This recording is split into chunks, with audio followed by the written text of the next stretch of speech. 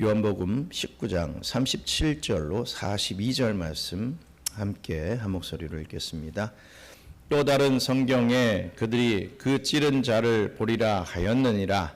아리마대 사람 요셉은 예수의 제자이나 유대인이 두려워 그것을 숨기더니 이 일 후에 빌라도에게 예수의 시체를 가져가기를 구하매 빌라도가 허락하는지라. 이에 가서 예수의 시체를 가져가니라. 일찍이 예수께 밤에 찾아왔던 니고데모도 몰약과 침향 섞은 것을 100리트라쯤 가지고 온지라. 이에 예수의 시체를 가져다가 유대인의 장례법대로 그 향품과 함께 세마포로 땄더라. 예수께서 십자가에 못 박히신 곳에 동산이 있고 동산 안에 아직 사람을 장사한 일이 없는 새 무덤이 있는지라. 이날은 유대인의 준비일이요 또 무덤이 가까운 고로 예수를 거기 두니라. 아멘. 우리 예수님은 죽으셨습니다. 죽은 것처럼 보인 게 아니라 실제로 죽었습니다. 죽을 뻔하다가 살아난 것 절대로 아닙니다. 환상, 영이 죽었다 이런 얘기 하자는 게 아닙니다. 실제로 죽었습니다. 그래야만 됐습니다. 그 증거로 군병들이 예수님의 죽음을 확인하고 다른 두 옆에 십자가에 매어 있던 강도들의 다리는 꺾었지만 예수님의 다리를 꺾지 않았고 대신 창으로 허리를 찔렀을 때 피와 물이 쏟아져 나왔습니다. 그리고 오늘 본문에 예수님은 이제 장사됩니다. 장례식을 치르게 되시죠. 죽은 자에게 행하는 장례 과정이 오늘 본문 속에 잘 담겨져 있습니다. 우리가 고백하는 이 사도신경에도 어떤 말이 나옵니까? 장사한 지 사흘 만에 라는 말씀, 이것이 신앙 고백의 표현으로 나오고 있죠. 하이델베르크 요리문답 제41문답에서 그리스도는 왜 장사되었는가? 라고 하는 질문이 있습니다. 이 질문에 그리스도께서 장사되심은 그가 진정으로 죽으셨음을 확증합니다. 라고 하는 답을 합니다. 왜 장사됐는가? 진정으로 죽으셨다. 그것을 확증하기 위함이었다라고 말하고 있죠. 이렇게 지난주와 마찬가지로 예수님의 실제적 죽음은 우리에게 있어서 너무나도 중요한 신학적 메시지를 가지고 있습니다. 원래 로마의 관습대로 따르면요, 처형당한 범죄자들은 그 시체, 이 처형당한 범죄자들의 그 시체는 매장하지 않습니다. 그냥 매달아 두고 독수리나 까마귀 같은 것들이 뜯어 먹도록 그냥 내버려 둡니다. 많은 사람들이 보라고. 야, 너희들이 우리에게 반역하면 이 모양 요 꼴이 된다. 봐라. 이런 식으로 내버려 두죠. 하지만 유대인들은 그렇게 하지 않았습니다. 유대인들의 율법 참고서인 미시나를 보면요, 산헤드린이 제공하는 공동묘지에 범죄자들의 시체를 함께 매장하는 것, 그것이 바로 유대인들의 관습이었습니다. 그러나 예수님은 또 그런 식으로 장사되지 않았죠. 오늘은 예수께서 장사되시는 장면이 잘 그려져 있습니다. 바로 이 기록을 통해서 알 수 있는 진리의 내용들을 저와 여러분들이 함께 살피면서 예수님의 이 장사, 예수님의 이 장례식을 통해서 우리가 무슨 은혜를 받아야 될 것인지를 깨달아 알 수 있는 저와 여러분들 되시기를 주님의 이름으로 축원합니다. 먼저 숨겨진 제자들에 의해서 장사됐다라고 하는 이 포인트입니다. 예수님의 장사에는 숨겨진 제자들이 헌신했다는 거죠. 숨겨진 제자들의 헌신이 있었다라고 성경은 말합니다.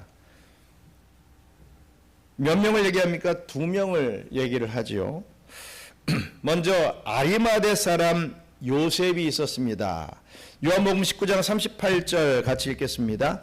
아리마대 사람 요셉은 예수의 제자이나 유대인이 두려워 그것을 숨기더니 일 후에 빌라도에게 예수의 시체를 가져가기를 구하매 빌라도가 허락하는지라 이에 가서 예수의 시체를 가져가니라. 아멘. 여기서 말하는 아리마대 사람 요셉이라고 했는데 이 아리마대라는 말은 좀 모호하죠. 학자들은 사무엘의 고향인 라마다임에 관사를 붙여서 헬라식으로 표현하는 것이다 이렇게 주장을 합니다. 즉 아리마다이아라고 보는 거죠. 뭐 어찌됐더니 죄송합니다. 어찌됐든 이 아리마대 사람 요셉은 먼저 두려움을 갖고 있었습니다. 그는 그리스도를 믿고 따르는 제자가 확실했습니다. 하지만 그것을 나는 예수를 믿는 제자입니다 라는 것을 공개했다가는 어려움을 당할 수가 있기 때문에 두려워서 감추고 있었던 거죠. 이 아리마대 사람 요셉에 대해서는 모든 복음서가 다 언급합니다. 먼저 마태복음에 이런 기록이 있습니다. 마태복음 27장 57절 같이 읽겠습니다. 저물었을 때에 아리마대의 부자 요셉이라 하는 사람이 왔으니 그도 예수의 제자라. 얼마나 부자였으면 아리마대 부자 요셉이라고 좀 표현하고 있습니다. 그렇습니다. 이 아리마대 사람 요셉은 부자였습니다. 참 부럽죠. 넉넉한 사람이었습니다.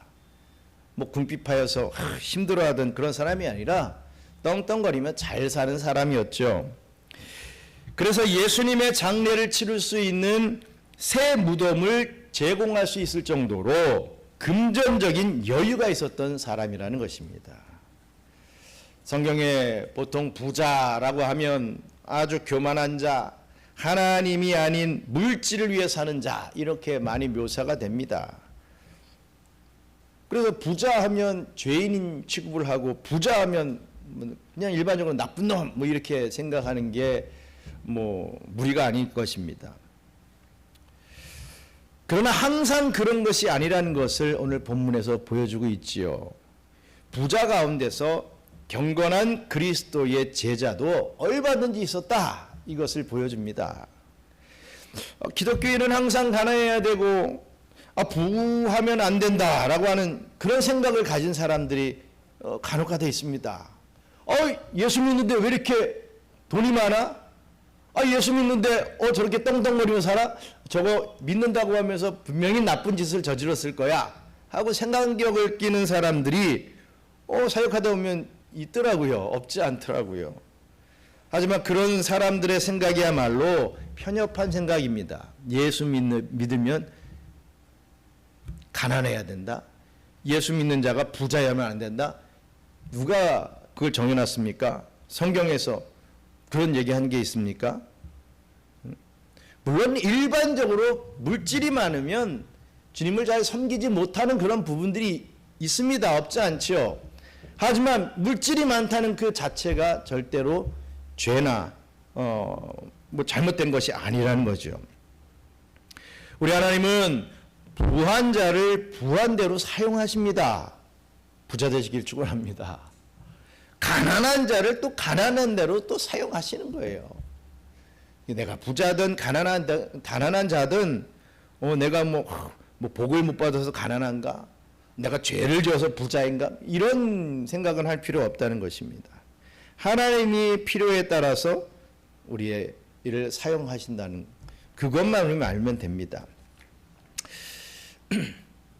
어찌됐든 또 마가복음에도 이런 기록이 있습니다. 마가복음 15장 43절 같이 읽겠습니다. 아리마대 사람 요셉이 와서 당돌이 빌라도에게 들어가 예수의 시체를 달라 하니 이 사람은 존경받는 공회원이요 하나님의 나라를 기다리는 자라. 아멘. 그렇습니다. 이 아리마대 사람 요셉은요 존경받는 공회원이라고 했습니다. 산헤드린 공회의 공회원이었습니다. 그 당시 이 산헤들린 공회는 유대 최고 결정 기구였죠. 그게 공회원이다 그러면 뭐 엄청난 것입니다. 자, 여기서 왜 그가 예수를 믿고 따르는 것을 숨겨왔는지를 우리는 엿볼 수 있습니다. 당시 산헤들린 공회는요, 예수에 대해서 적대시했습니다. 그래서 결국은 예수를 죽이려고까지 했지요.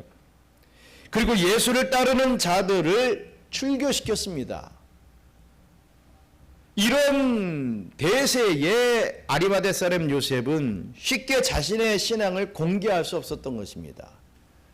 뭐 출교 정도 되는 것 가지고 뭘 그러느냐? 나는 교회 다니다가 뭐 목사가 마음에 안 들고 교회 좀 나하고 좀 사이 나쁜 사람이 있고 교회가 나한테 유익이 되지 않으면 나는 그냥 휘 떠나버리는데 내가 나가는데 뭘 출교가 그렇게 대단하냐? 이렇게 아주 옅은 생각을 가진 분들이 계실지도 모르겠습니다. 하지만 이 당시에 출교라고 하는 것은 유대교에서 출교된다? 이것은 죽음과도 같은 거였죠. 아무 곳에서도 자기를 받아주는 것이 없게 되는 것입니다. 오늘날로 말하면은 왕따 되는 거예요. 왕따. 저 사람하고 상종하지 말아라. 상종하는 자는 너 또한 출교시킬 것이다. 이런 유가 되는 것입니다. 거의 죽음과 같다는 거죠. 완전한 불이익이 있었다는 것입니다. 그래서 쉽게 자신의 신앙을 공개하지 못하고 있던 사람이 아리마대 사람 요셉이었다는 거죠. 뭐 어찌 보면 비겁하다 이렇게 볼 수도 있을 것입니다. 순교를 해야지. 뭐 출교 당하는 것 그게 무서워서 예수님의 제자가 뭐 그렇게 하느냐? 뭐 이렇게 쉽게 생각하는 사람이 있을지도 모르겠습니다. 출교당하고 순교를 당하는 것만이 여러분 신앙이 아닙니다. 저 또한 중국에서 기도했습니다. 핍박을 받게 됐을 때 하나님, 제가 중국에 뼈를 묻으려고 그 각오로 가라 하셨을 때 그런 각오로 왔는데 지금 어려움이 생겼다고 제가 여기서 순교하면 순교했지 빠져나가면 되겠습니까? 이런 생각 가지고 기도했던 거지요. 여러분, 순교만이 참신앙이고 참된 사역이 아니라는 거죠. 하나님께서 중국이 아니라 필리핀에서 너를 쓰겠다 하시면 우리는 순교가 아니라 순종을 해야 되는 것입니다. 이렇게 나왔으니까 핑계 댄다. 그렇게 생각하실 분들도 계실지 모르겠지만 어찌됐든 우리의 사역과 우리의 신앙생활에 있어서는 지혜로움이 필요하다는 것. 또 하나님의 뜻을 쫓을 줄 알아야지 나의 어떤 신념, 내가 순교해야 돼라고 하는 어떤 고집을 부리면서 헛된 죽음을 맞이한다? 이거는 하나님이 기뻐하시지 않는다는 것입니다. 중국에서 순교할 사람이 있겠죠. 있어야죠. 하지만 아닌 사람들은 또 다른 곳에서 또 주의 일들을 해야 되지 않겠습니까? 하나님이 맡겨주신 곳이 있다. 우리는 그렇게 생각해야 된다라는 것입니다. 또 누가복음에도요 기록이 나옵니다. 참 대단한 사람인 것 같습니다. 누가복음 23장 50절에서 52절 같이 읽겠습니다. 공회의원으로 선하고 의로운 요셉이라 하는 사람이 있으니 그들의 결의와 행사에 찬성하지 아니한 자라. 그는 유대인의 동네 아리마대 사람이요 하나님의 나라를 기다리는 자라. 그가 빌라도에게 가서 예수의 시체를 달라 하여. 아멘. 자, 여기를 보면요, 이 아리마대 사람 요셉은 산헤드린 공회의 결의와 행사에 찬성하지 않았다라고 하는 기사가 나오고 있습니다. 대부분의 공회원들은 예수님을 십자가에 못 박자고 광기를 부렸지만 이 아리마대 사람 요셉은 그것에 반대했다는 거죠. 정확해 보자면 그는 경건한 그리스도의 제자가 맞습니다. 그러나 자신의 위치와 신분 때문에 그 제자인 것을 감추고 있었다라는 말씀입니다. 그러나 예수님께서 십자가에 못 박히시고 죽임을 당하게 되시자 당당히 빌라도에게 나아가 시체를 넘겨줄 것을 요구했습니다. 그동안까지는 좀 자기 안위를 좀 생각하고 나름 지혜롭게 이렇게 했던 부분이 있었지만 예수님이 죽었다. 그의 장사를 지내야 된다. 장례를 치러야 된다라고 하는 그 명제 앞에서는 빌라도 앞에까지 찾아가서 예수의 시체를 나에게 달라 이렇게 요구하는 모습을 보이는 것을 봅니다. 자신이 믿고 따르던 예수에 대해 장사를 지냄으로 예우를 갖추고자 했던 것입니다. 그러나 아시다시피 이것은 정말 위험한 일이었습니다. 그는 그리스도의 제자로 소위 커밍아웃을 한 것이기 때문이죠. 이제 이 아리마대 사람 요셉은 산헤들린 공회에서 출회가 될 것입니다. 그리고 유대교 사회에서 출교가 될 것은 뻔한 그런 결론이죠. 그는 이제 모든 기득권을 다 박탈당하고 어려움을 겪을 것이 분명했습니다. 부자였고 떵떵거리고 그의 말 한마디가 엄청난 권력이 있었던 자인데 그걸 다 내려놔야 되는 그런 상황이죠. 그럼에도 불구하고 아리마대 사람 요셉은 예수님의 장사를 치르고 있습니다. 놀랍게도 빌라도는 순순히 그것을 허락해 주지요. 요셉이 나름 산헤들린의 유력한 공회원이기 때문에 그랬을 수도 있습니다. 또 예수님의 죄가 없고 미움을 당해 예수님이 억울한 죽음을 당하는 것을 알았던 빌라도였기 때문에 그래도 다른 죄수들보다는 좀 특별한 대우를 해줘야 되겠다라는 생각에 겸사겸사 그랬을 수도 있습니다. 그래서 기꺼이 시체를 이 아리마대 사람 요셉에게 넘겨줍니다. 그런데 이 사건은 구약 예언을 이루는 확실한 사건이기도 했지요. 그냥 우리 예수님은 자기 마음대로 막 하시는 게 없습니다. 다 예언에 맞게 이루시는 것을 봅니다. 이사야서 53장 9절 말씀 같이 읽겠습니다. 그는 강포를 행하지 아니하였고 그의 입에 거짓이 없었으나 그의 무덤이 악인들과 함께 있었으며 그가 죽은 후에 부자와 함께 있었도다. 그가 죽은 후에 부자와 함께 있었다. 바로 이 말씀이죠. 예수님은 악인들과 함께 십자가에 달려 죽으셨다. 이 말씀도 이루었고 죽은 후에 부자에게 넘겨져 장사되었다. 이 말씀도 이루신 것입니다. 어쨌든 이 아리마대 사람 요셉은 어떻게 보면 참으로 우리가 또 어떤 부분에서는 참 배워야 되고 참 귀한 사람임을 우리가 알게 됩니다. 또 한 사람이 있었습니다. 니고데모라고 하는 자가 있었습니다. 니고데모. 우리 요한복음 19장 39절 같이 읽겠습니다. 일찍이 예수께 밤에 찾아왔던 니고데모도 몰약과 침향 섞은 것을 100리트라쯤 가지고 온지라. 니고데모 많이 들었고 우리가 잘 알죠. 니고데모에 대해서 설명하면서 일찍이 예수께 밤에 찾아왔던 자라 이렇게 수식어를 쓰고 있습니다. 니고데모는 누구냐? 일찍이 예수께 밤에 몰래 찾아왔던 그 사람 니고데모였다 이렇게 얘기하고 있죠. 그렇습니다. 니고데모는 요한복음 3장에서 밤에 예수님을 찾아왔던 바리새인이었습니다. 니고데모 역시도 사람들의 눈을 참으로 의식했던 그래서 두려워했던 사람이었죠. 내가 이렇게 보이면 어떻게 생각할까? 나에게 불이익이 있지 않을까? 이걸 굉장히 생각했던 사람입니다.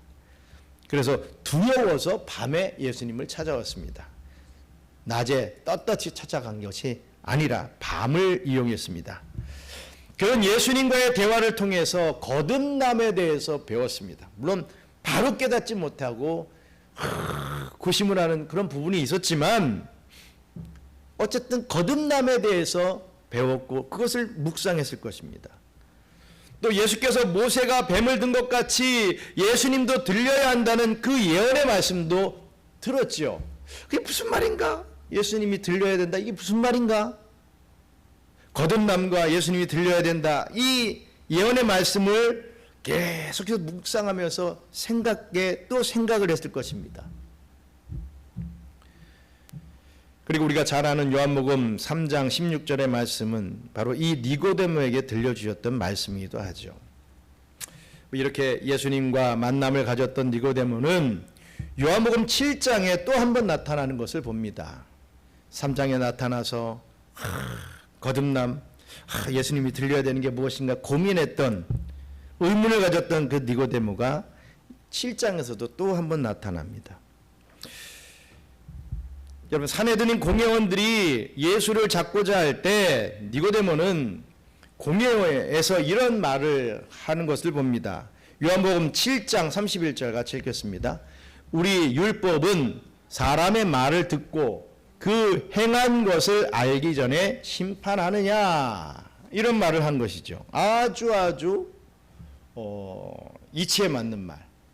정말 어떤 이 변호사가 이 법적으로 딱 반박하는 어떤 그런 말을 하는 것을 보게 됩니다. 우리의 율법은 증인을 불러서 그 사람의 말을 들어보고 그제서야 죄가 있는지 없는지를 판단하는 것이 맞는데, 어떻게 증인도 없고 소환도 없이 이렇게 일방적으로 예수를 범죄자로 몰아가도 되느냐? 이럴 수는 없다. 이렇게 문제 제기를 한 것입니다. 다른 사람들은 예수를 범죄자로 막 죽이려고 몰아가는데, 아니 어떻게 증인도 없고 증거도 없는데 또 누가 뭐 이렇게 고소장로 뭐 소환도 하지 않았는데 이럴 수가 있느냐? 이거 법적으로 아니다. 이치를 잘 따져서 말하는 거지요. 그리고 오늘 본문에서 니고데모는 예수님의 장사를 몰약과 침향을 가지고 함께 예수님의 장사를 치렀습니다. 그 엄청난 몰약과 침향을 가지고 와서 장사를 치러 준 거죠. 요한복음은 이렇게 니고데모의 성숙함을 그려주고 있습니다. 자기의 어떤 잘난 맛에 예수님 찾아가가지고 거듭남이 뭡니까? 뭔가를 자기도 반박하고 하려고 했는데 이해할 수 없는 말을 하니까 고민에 빠지고 내가 들려야 한다. 이렇게 잘 나가는 사람이 뭘로 들려야 되느냐? 막 이런 고민에 빠져 있을 때 그것을 묵상하면 그런 마음속으로 점점 예수님의 말씀을 묵상하면서 성장을 했고, 예수님의 그 예언의 말씀이 이루어지는 것을 보면서 그렇구나. 예수님의 말씀이 이런 것이었구나. 이것을 깨달으면서 성장했다는 거죠. 성숙했다는 거죠.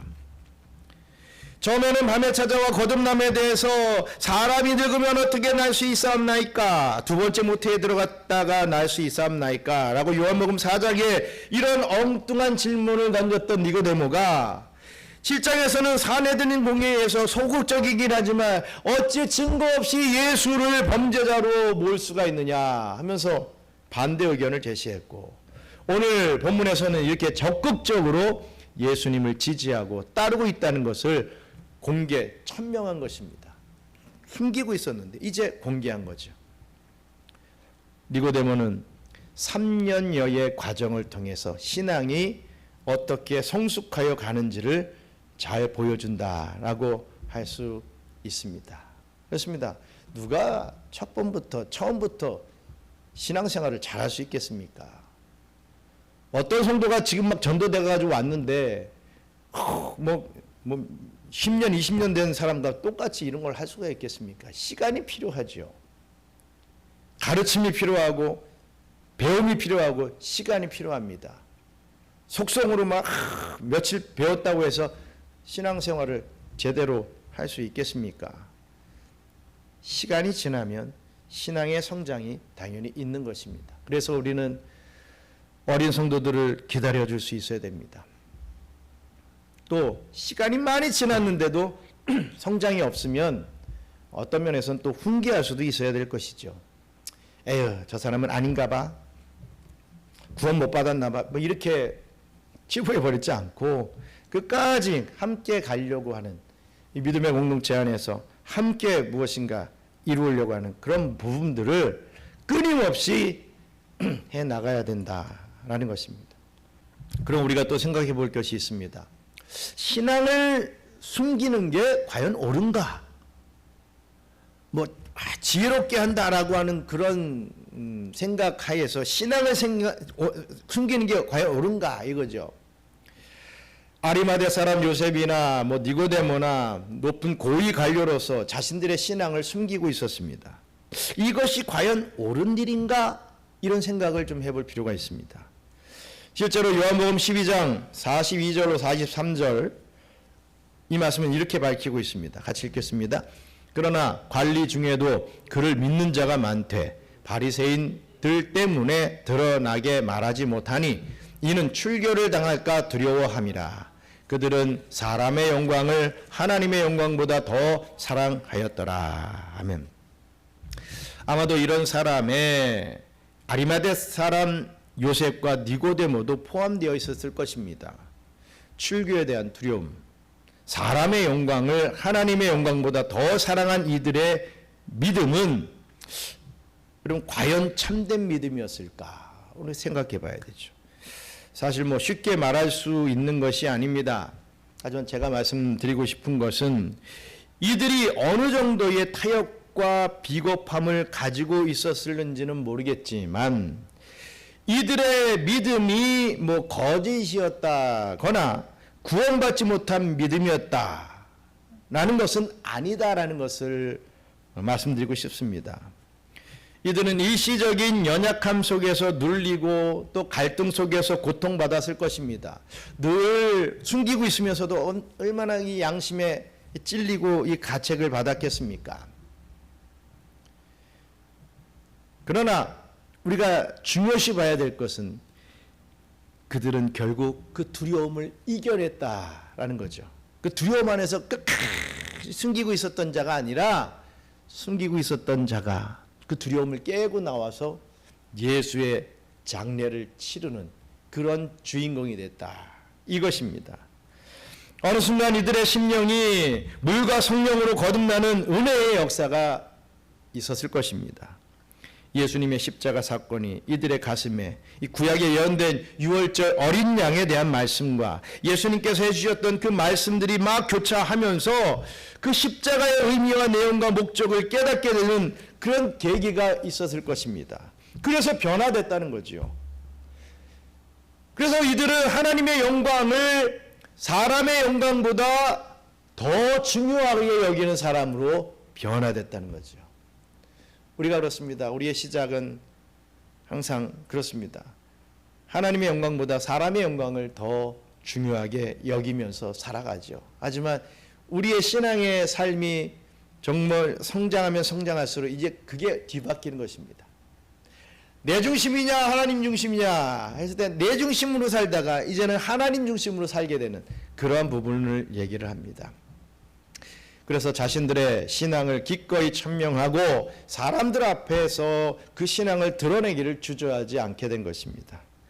그리스도께서 나를 위해 모든 것을 주셨는데 마지막 한숨까지도 우리를 위해 다 내쉬어 주셨는데 내가 나의 삶을 주를 위해 아주 작은 부분이라도 드리는 것은 결코 이제는 내가 희생으로 여기지 않겠다.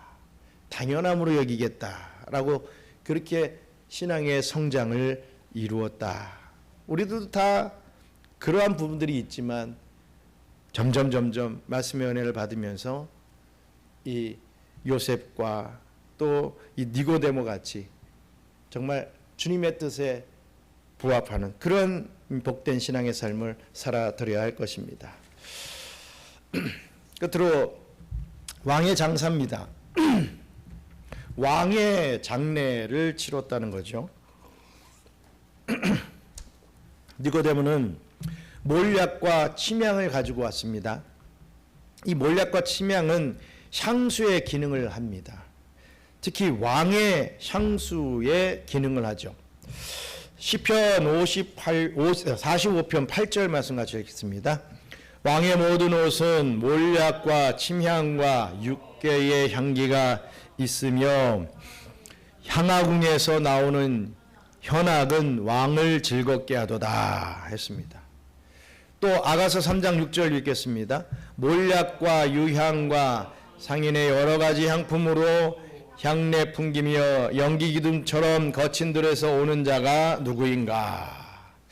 니고데모는 이 몰약과 침향을 많이 가지고 왔는데 이 헤로도투스라는 이 고대 유대인의 이 기록을 보면요, 죽은 자를 장사할 때 이렇게 몰약과 침향을 사용한다라고 하는 기록이 있습니다. 죽은 사람의 시체가 썩으면 냄새가 많이 나죠. 진동합니다. 이런 몰약과 침향은 그 죽은 자의 냄새를 방지해주는 역할을 합니다. 그런데 니고데모는 몰약과 침향을 예수님의 십체에 이렇게 바름으로써 냄새를 방지할 뿐만 아니라 왕의 냄새가 나게 하려고 했을 것입니다. 특히 몰약과 침향 섞은 것을 얼마나 100리트라쯤 가지고 왔다라고 하는데, 이것을 환산해 보면요, 약 33kg 정도의 양이 됩니다. 이것은 보통 장례 때 사용하는 것과는 비교도 할 수 없을 정도로 많은 양이죠. 아마도 다윗의 장례의 예를 따라서 풍성히 자기가 가져올 수 있는 만큼 엄청난 양을 가지고 왔을 것입니다. 요만큼만 해도 엄청나게 비싼 그러한 것들인데 이만큼 가져왔을 것 같아요. 우리 역대하 16장 14절 같이 읽겠습니다. 다윗성에 자기를 위하여 파두었던 묘실에 우리가 장사되매 그의 시체를 법대로 만든 장에 두고 또 그것을 위하여 많이 분향하였더라. 그렇습니다. 다윗의 장사를 치룰 때 이렇게 했다라는 것을 알고 있던 니고데모가 이렇게 몰약과 침향을 많이 가져왔다는 거죠. 그렇다면 예수님의 장례는 보통 사람의 장례가 아니라 왕의 장례였다라고 하는 그런 의미가 부여가 되는 것이죠. 그리고 우리가 요한복음 19장 40절 말씀 또 읽겠습니다. 이에 예수의 시체를 가져다가 유대인의 장례법대로 그 향품과 함께 세마포로 쌌더라 했습니다. 예수님은 유대인의 장례 절차대로 이렇게 장례를 치르셨다는 거죠. 즉 예수님은 실로 유대인의 왕으로서 장례를 치르신 것입니다. 그리고 41절 말씀 또 있습니다. 예수께서 십자가에 못 박힌 곳에 동산이 있고 동산 안에 아직 사람을 장사한 일이 없는 새 무덤이 있는지라 라고 했습니다. 그렇습니다. 예수님은 사람을 장사한 일이 없는 새 무덤에 들어가셨다라고 했습니다. 이 땅은 아리마대 사람 요셉이 제공한 땅이었을 것이 분명합니다. 우리가 잘 아는 대로 유대인들은 땅을 파서 사람을 묻지 않고 자연 동굴에 사람의 시체를 놓고 돌로 그 문을 막는 것으로 무덤을 사용했죠. 그리고 그 무덤은 보통 일가족이 함께 묻히는 용으로 사용이 됐습니다. 오늘날에 우리 장례 문화도 보시면 보통 화장을 하고 화장한 것들을 합장을 많이 시키죠. 요만한 공간에다가 돌아가시는 대로 이렇게 항아리로 이렇게 모아두는 그런 부분들도 많이 있습니다. 마찬가지로 동굴 하나에 일가족이 다 묻힌다는 것입니다. 자연동굴이 구하기 그렇게 어려운 것은 아니었지만 그렇다고 막 자연동굴들이 막 넘쳐나는 것은 아니었기에 한 사람으로 사용하고 많은 그런 무덤은 거의 없었다는 거죠. 아주 특별한 사람, 왕 같은 존재만 홀로 무덤을 사용하곤 했습니다. 따라서 우리 예수님은 이렇게 왕으로서의 대접을 받으며 장례를 치르셨다는 것입니다. 42절 또 있습니다. 이날은 유대인의 준비일이요 또 무덤이 가까운 도로 예수를 거기 두니라 라고 했습니다.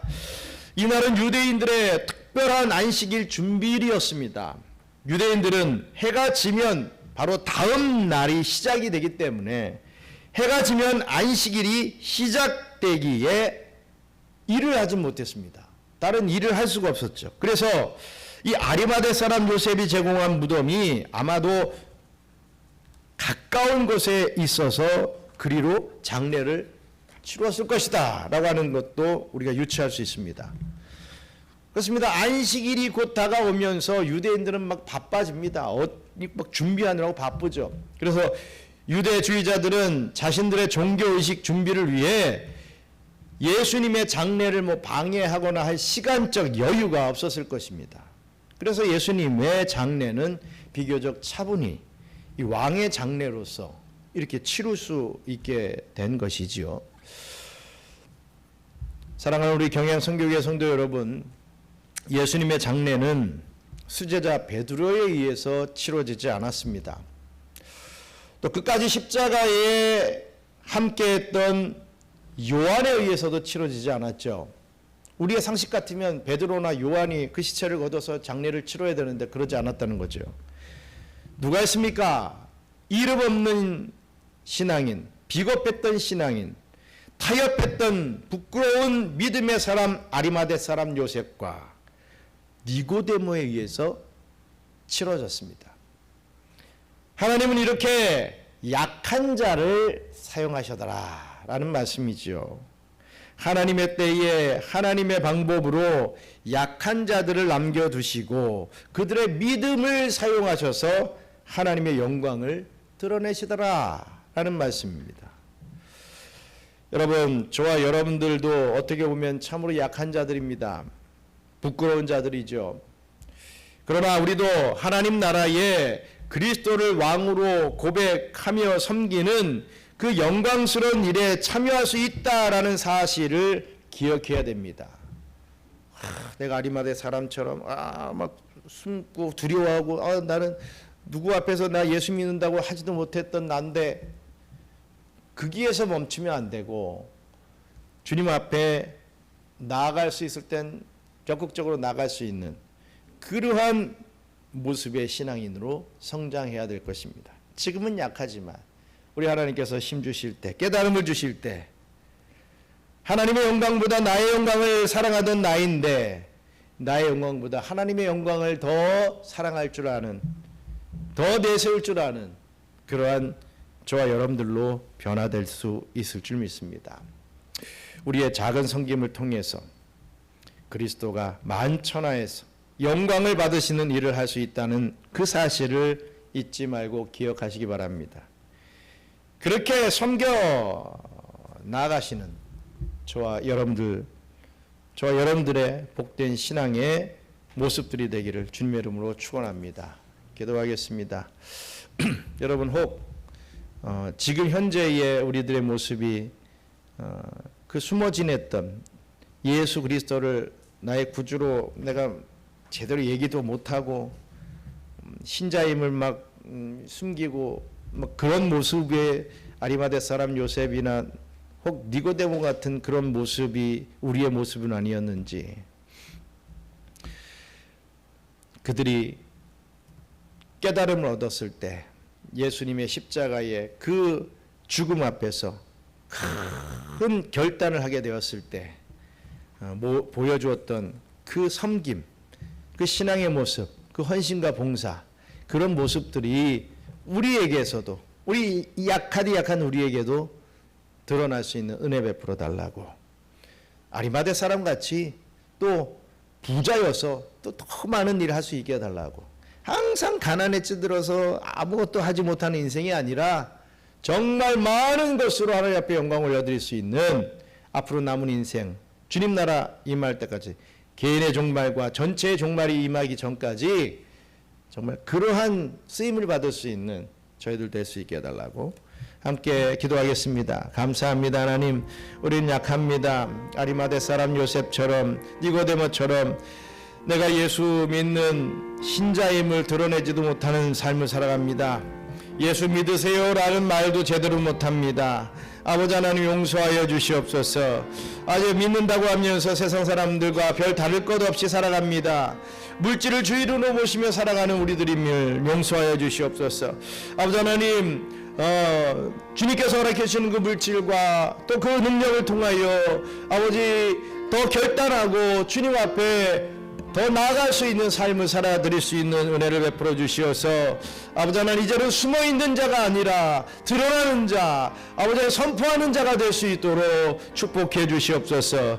아버지 하나님 궁핍한 자가 아니라 넉넉한 자, 부자가 되어서 정말 큰 일로 주님 앞에 영광 올려드릴 수 있도록 우리 교회와 성도들을 축복하여 주시옵소서. 감사합니다. 하나님, 주님께서 사용하시는 자가 되기를 원합니다.